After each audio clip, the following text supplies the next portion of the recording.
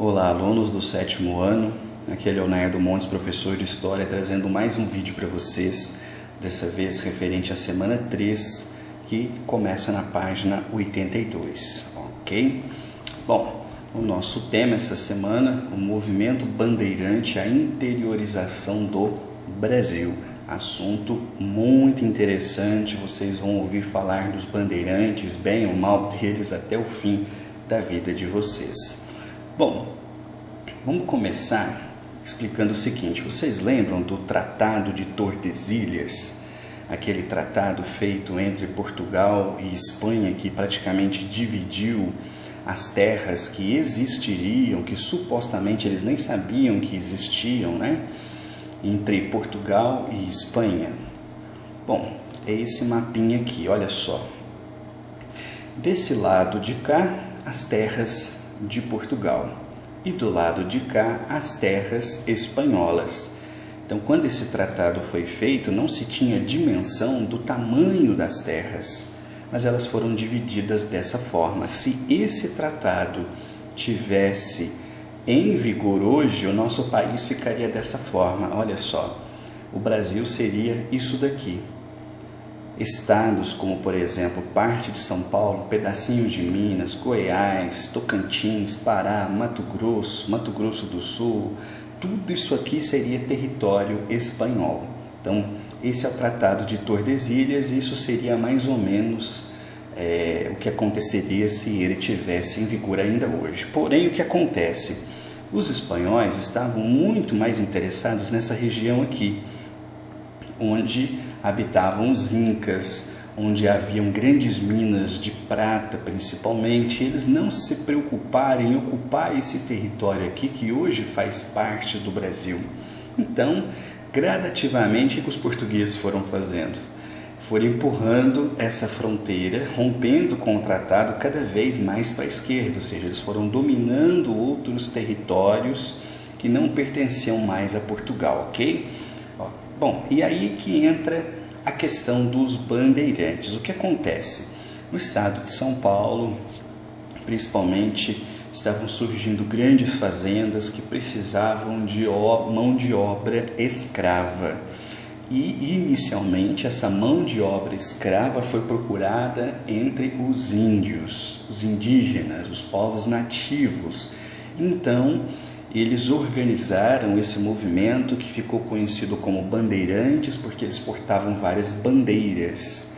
E esse movimento, ele tinha um caráter ao mesmo tempo exploratório e ao mesmo tempo escravagista.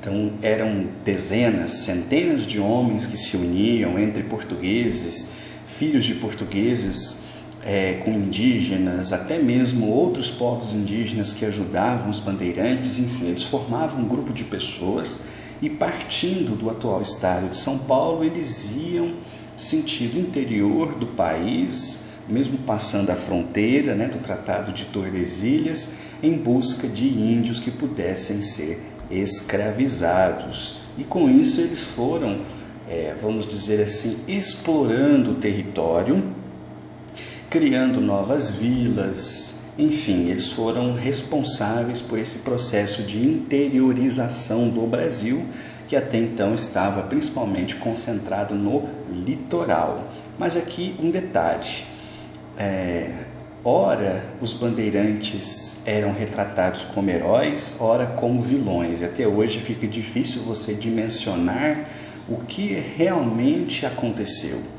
E do ponto de vista histórico, não se trata nem de heroísmo e nem de vilões. O que acontece foram explorações de território em busca de riquezas, em busca de ouro, em busca de pedras preciosas, em busca de novas terras, em busca de escravos. Então é um misto de tudo isso junto. E infelizmente eles também perpetuaram muita violência. Muitos povos indígenas foram atacados, foram dizimados, muitas pessoas foram escravizadas. É um período de, ao mesmo tempo, exploração e violência. Então é disso que o texto fala, e então vocês devem ler para ter mais detalhes, ok? Então vamos agora para as questões. Atividade 1. cite os fatores que favoreceram a interiorização do território brasileiro enquanto colônia de Portugal, rompendo com o Tratado de Tordesilhas. Eu comecei a explicar no comecinho do vídeo, né? Os espanhóis estavam muito interessados nas minas e pouco interessados na região interior. Então é sobre isso que essa questão está falando. Atividade 2. Por que os bandeirantes paulistas tinham preferência em capturar indígenas residentes em missões jesuíticas? É um ponto interessante. Como eles queriam capturar índios, então a forma mais fácil para isso era atacar as missões, que eram aldeamentos formados ali pelos padres, pelos jesuítas, porque muitos índios que ali viviam já estavam acostumados com o trabalho, já estavam acostumados com a lavoura. Era muito mais fácil, então, capturar esses índios do que entrar no meio de um acampamento indígena e fazer guerra com eles, entende? Então, é sobre isso que essa questão está falando. 3. Explique o que eram as bandeiras e as monções no movimento de interiorização do território brasileiro. Tudo isso aqui, gente, está falando no texto. As monções foram movimentos exploratórios através dos rios.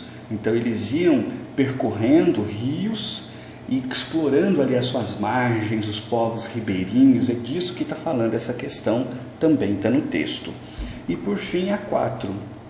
Além de indígenas capturados para a escravidão nas lavouras, qual atividade econômica importante foi iniciada após descobertas das expedições bandeirantes? Isso aqui é muito interessante.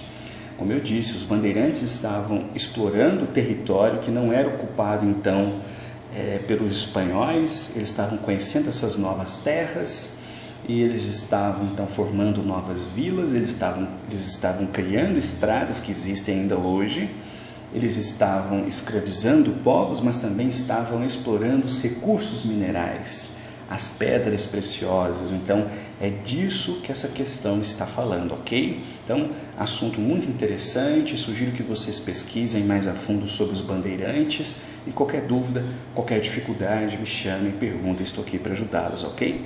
Um abraço e até a próxima.